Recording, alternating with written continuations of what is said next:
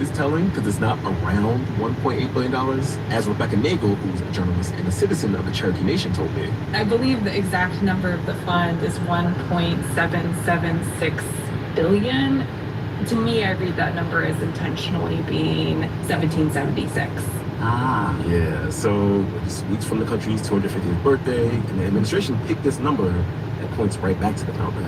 Okay, and so since the idea was announced last month, this fund, it's gotten a lot of heat from both Republicans and Democrats. Tell us the status of this fund right now. I mean, it's in limbo, and that's the wild part. Like, the acting attorney general, Todd Blanche, told Congress flat out, we are not moving forward with the fund.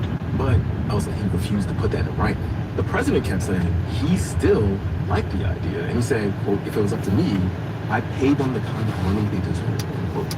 But then a federal judge stepped in and issued an injunction blocking this fund, and she gave the Justice Department a deadline that happens to fall on this to produce a sworn statement and put it in writing, promising that this anti-weaponization fund is firmly block Trump for giving. I mean, they blocked Biden for giving student loan debt, so you better block that fund. You better recoup that Ku Klux cash. Something like the anti-weaponization fund ties into this Recoup larger all the picture Ku Klux cash of race and identity in America and to reparations. Yeah, so it's because of the contrast around who gets made whole. So for decades, there's been a bill sitting in Congress, and it wouldn't even pay reparations for slavery. All it would do is study the question at the federal level. What's owed after 246 years of slavery, after another century of Jim Crow, and the discrimination that followed that. And that bill has been introduced over and over and over for more than 35 years, and it has never once reached the floor for a vote. We talked with Don Tamaki. He's a lawyer who worked on California's reparations task force, and his family was incarcerated in the Japanese American concentration camps, that were built by the U.S. government during World War II.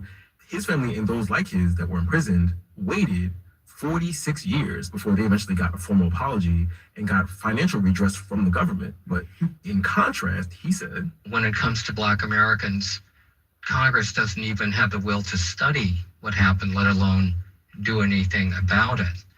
So I think there's a lesson in the Japanese American redress effort about the ability of America to right its wrongs.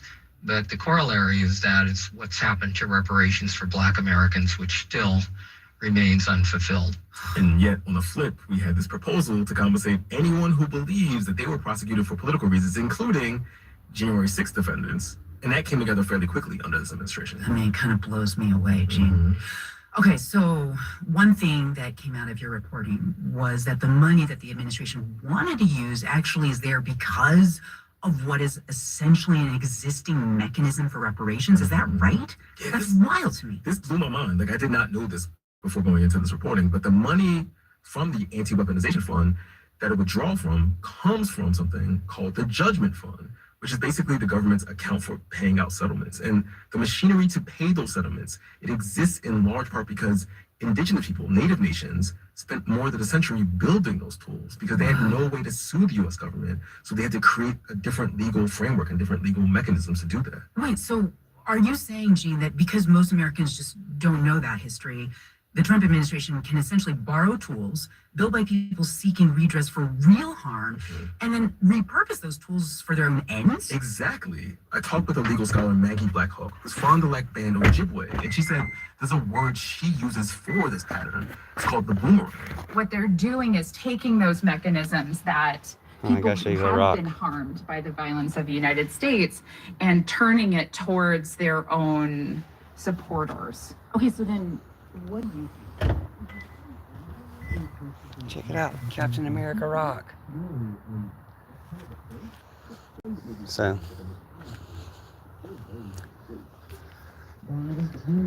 Co-host of NPR's Code Switch. Thank you so much, Gene. Thank you, Elsa. All right, well, that was good. I'm glad I got that little report. Songs from Pixar movies have won big at the Grammys and the Oscars, but there's one thing they have never done until now. Stephen Thompson of NPR Music has the story. When you think about songs from Pixar movies, you might think of Randy Newman and a song that's become a standard. You got a friend in me. From Toy Story. You got a friend in me. You got a friend in me. Remember Me from Coco, which won the Oscar for that was the good. Original song.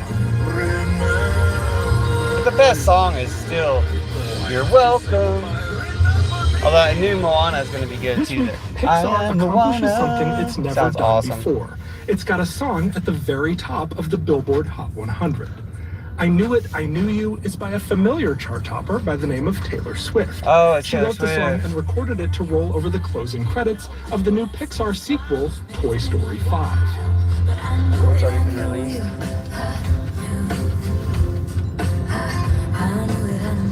This week, just in time Like a for good Toy credit Story 5's song. release, I Knew It, I Knew You debuts at number 1, a familiar spot for Taylor Swift.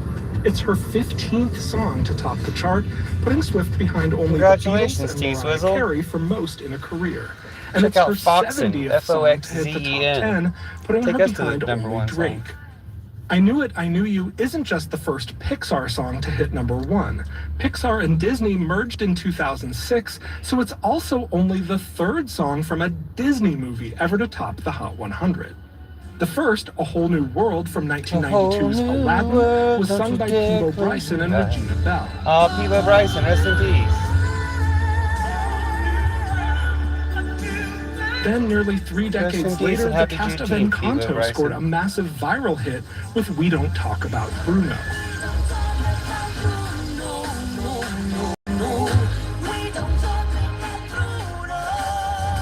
With Pixar and Disney working hand in hand, both studios can claim the latest chart sensation, not to mention an early Oscar contender. Congratulations. The studios should have known all along that if you've got a friend in Taylor Swift, you're going to top the charts just about every time. Stephen Thompson, NPR Music.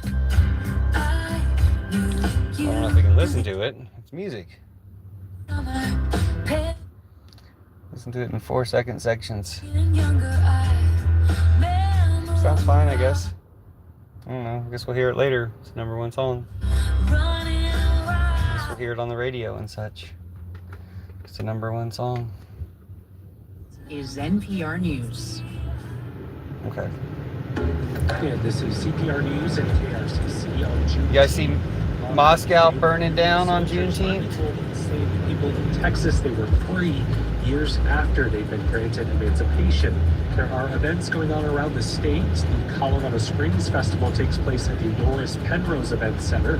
You can find some folks from KRCC there this weekend. Denver's festival is in the 5 Points neighborhood. CPR will have a booth there. Grand Junction celebrates tomorrow afternoon at Lincoln Park. Here's organizer David Combs. It's a feeling that I'm overwhelmed with in terms of our small Western Slope community can come together and celebrate this historic milestone. As for weather, expect it to be hot. Here's Denver 7 chief meteorologist Lisa Hidalgo. Saturday, there's actually a risk for some severe weather on the far eastern plains. Fire danger, though, higher again on Saturday. Temps are going to climb, winds are going to pick up. Then things cool down to start next week. Support comes from Xfinity, working to deliver smart Wi-Fi with same-day setup to power a connected life. Learn more at xfinity.com. Xfinity, imagine that. Support comes from Mintz Law Firm, specializing in personal injury law for 4 decades. Committed to helping people injured in work accidents and car crashes. Learn more about getting help at mITZlawfirm.com. Marketplace is supported by GEP, helping companies navigate global supply chain challenges through procurement and supply chain strategy services, and its AI-native platform, GEP Quantum Intelligence. Marketplace. On the show today, signals or not from the new Fed chair, the economy post-Iran deal, and an out-there idea What to Iran cool deal? the planet from space. From American How about Public just Media, stop oil companies? This is I mean, it's great to Marketplace. cool the planet in different ways, but can we just stop warming the planet? Can we just stop the Marketplace is goddamn supported by oil Bitwarden company Password terrorists? Manager. It's designed to help recent graduates strengthen security habits and securely manage business passwords. Learn more at bitwarden.com. And by Solidyne, offering solid-state storage solutions. Had so much of optimized people acting for like there's AI other with higher solutions for capacities, climate greater change speed, besides energy efficiency. Solidyne. AI stopping data the bad infrastructure guys built on a who are solid changing foundation. the Learn climate. more at storageforai.com. And by Bank of America, sponsor of the FIFA World Cup 2026. dedicated to offering solutions to help businesses meet their goals locally and globally. More at bankofamerica.com/gamechangers. In Denver, I'm Amy Scott in for Kai Risdall. It's Friday, June 19th. Happy Juneteenth. Happy It Juneteenth. was a big week for the Federal Reserve. Kevin Warsh's first interest rate meeting as chair, followed by his first press conference, at which he set a decidedly different tone.